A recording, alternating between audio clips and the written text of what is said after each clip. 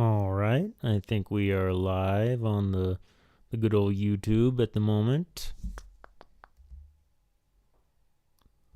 So, I recently read this book called The Red Wyvern by Katharine Kerr. It's labeled as part one of a trilogy called The Dragon Mage, which is why I felt okay kind of checking it out. But it's part of a larger sequence of books called the Devery Cycle by Katharine Kerr, which I have to admit I'm not overwhelmingly familiar with. But I figured since this was labeled as sort of the first book of a new trilogy, it would be all right to check out to start there. But I don't know, maybe not so much. Which is why I'm kind of reviewing it here on my second channel real quick. Just a quick little live stream at 2 a.m., 2:14 a.m. instead of doing a full book review on my main channel, because I'm not sure I feel quite comfortable enough with my comprehension of what I just read to do a full review on the main channel. Also, I want to test out my new microphone here, see how it's working, see if it's working okay. Seems like it's working now. Anyway, so yeah, I guess this cycle of books, it's sort of a Celtic fantasy. It takes place in a fictional world. I don't think there's any map or anything like that at all. Based on sort of, medieval Europe, Celtic society, warriors going into each other in fortresses, duns they're called, various civil wars back and forth, lords and ladies and whatnot. First off, the cover of this book, which I have pictured on the live stream here, is a fucking lie. There is absolutely no battles against supernatural flying draconic creatures or supernatural flying draconic creatures of any kind in this book. Any monsters, fantastical beasts. No, there's nothing like this. This cover is a load of nonsense. Nothing like this occurs at any point in this book. The Red Wyvern is sort of the name of a little battalion in the book who have red wyverns on their shield and go by the name the Red Wyvern. There is no battle against a red wyvern. In some parts of the book, there's mentions of elves or dwarves living in the world, so that might be a thing, but not really in this book. There is magic, I'll say. I'll go into the wizardry a little bit.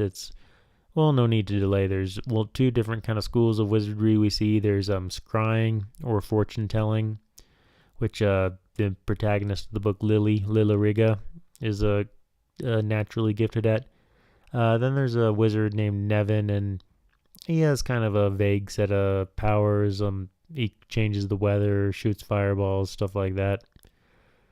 But so one thing I'll say about this book is that there was a fairly significantly sized prologue.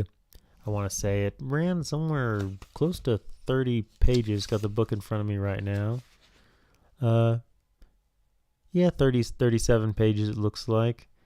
And then a fairly significant epilogue after the main bulk of the book, which ran about 60 pages. So we're talking getting close to 100 pages. And I guess what was going on in these sections is that it was the resurrected versions of the characters in the main body of the novel.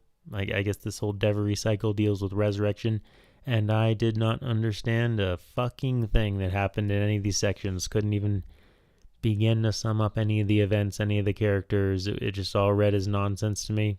So that's part of why I'm not bothering to review this on my main channel, because pretty good bulk of the book, about a quarter of it, I didn't really know what was going on. The learning curve seemed very steep. I was totally lost. I was like, who are these characters? There was a wedding. There was like some gods with all powerful chatting about how they were controlling the world. But really, I was just kind of like, I don't get this prologue or this epilogue. I'm totally lost here. I felt like I was back in high school, like reading just some overly dense piece of literature, like being like, whatever, let's see if I can shit out a worthless 3-page essay on this so I can get some worthless grade, advance a worthless education career. But the main body of the novel, we'll go into that today, because I did comprehend all that just fine. We're sort of in a vague medievalish society. The specifics of the world don't matter too much, but there's a couple little groups there. Well, we have the a young king, King Oline, very young. I mean, like 5 years old, and he's part of he's with the Boers, right? He's with the Boers, and they're sort of in a fortress, and he's manipulated by the people around him. Of course, he has a well, there's kind of a fortune-telling type witch named Maroda, and Maroda has an even more powerful daughter, Lilliriga, or Lily, sort of described as sort of a willowy, wispy kind of blonde. I pictured her as like a Amanda Seyfried for some reason. That's how I mentally cast Lily. And so Lily's forced to do fortune-telling stuff, or kind of seeing distant lands, seeing futures by Maroda, who's kind of cruel and a disciplinarian with her. When Lily gets too close with this other woman, who's sort of a mother figure for her, Maroda has that other woman sent her out on a task, then has her like killed basically.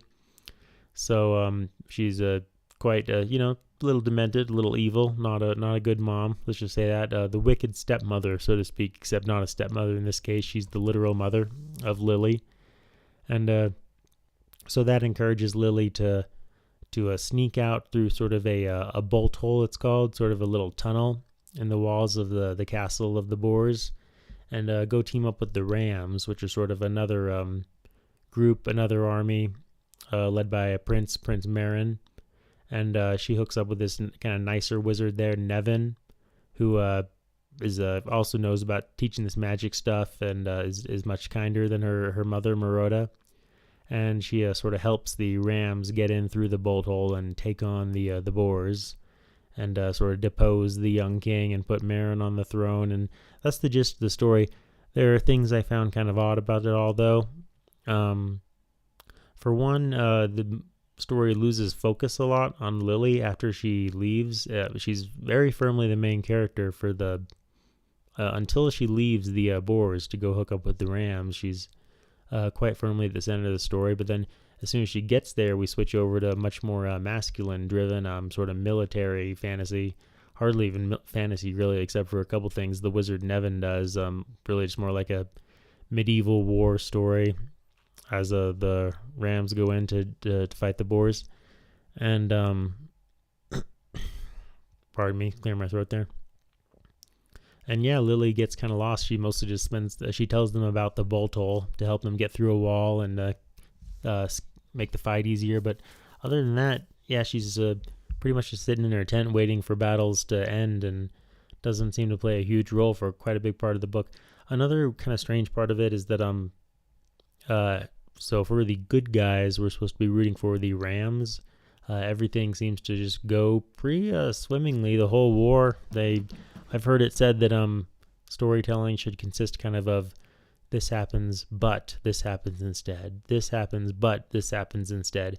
It shouldn't be this happens, and then this happens, and then this happens. And once Lily hooked up with the Rams, that's kind of how it worked. It was, we're making this battle plan. Okay, that went great. This is how we're going to get past this wall. Worked perfectly. This is how we're going to do this little siege here. Worked great. This is how we're going to get them to surrender. Yep, worked first try. We're going to depose this king. Yep, no problem. No traps in the castle. No unexpected things to deal with. Maroda tries to escape. They catch her right away. Hang her. I guess the one thing that happens they didn't plan is someone poisons the young king, which Prince Marin didn't want to happen. He didn't want to poison a child, but they do, and he dies. So I guess another but is that then Maroda comes back as a ghost to haunt Lily, but Nevin then goes and banishes her in the ghostly realm. So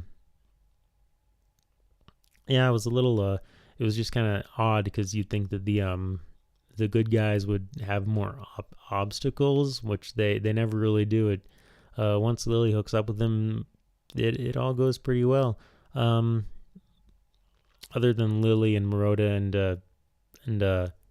Nevin and Marin, most of the characters are a lot of kind of generic, gruff military guys. So yeah, and then the climax of the book, I guess, is sort of this final battle outside the gates but it's not too much of a thing. It's pretty quick and takes place, only about 2/3 of the way through the book. Then we have the deposing of the king, the capturing Maroda haunting Lily as a ghost, and then we go into this huge epilogue of like 70 pages that I understood none of. So overall, not too gripping a book to me.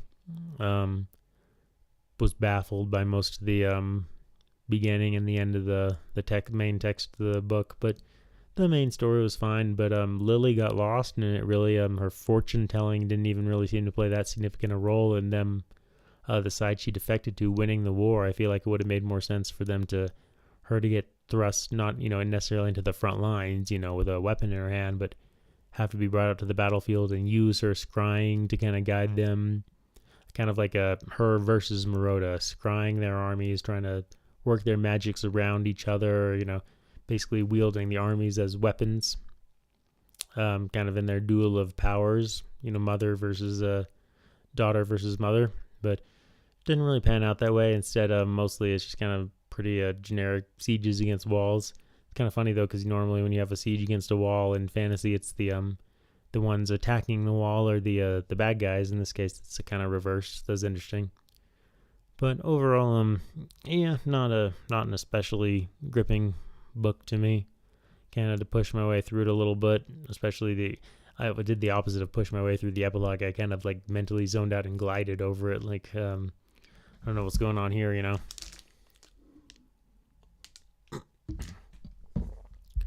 But overall, can't say I'm too driven to read too much more of the Devery cycle, so it was worth a shot. But yeah, not something I super heavily recommend. Plenty of more interesting stuff to read, and the cover's the lie. There's no spear thrown at a red dragon at any point in this book. No. So yeah, I guess that'll about do it for second book club, and I'll come back with a review for a book I had a few more thoughts on my main channel. Another Dragonlance book, Little My Dungeons and Dragons action, big time. And hopefully this little live stream sounded okay, because I'm going to be listening back to it, not so much for the content, because obviously this is a jerk-off, quick cast-off book review from a moron, but to see how this microphone sound quality sounds, because I just picked this up from Walmart the other day. I'm kind of curious. All right, that'll about do it. Peace.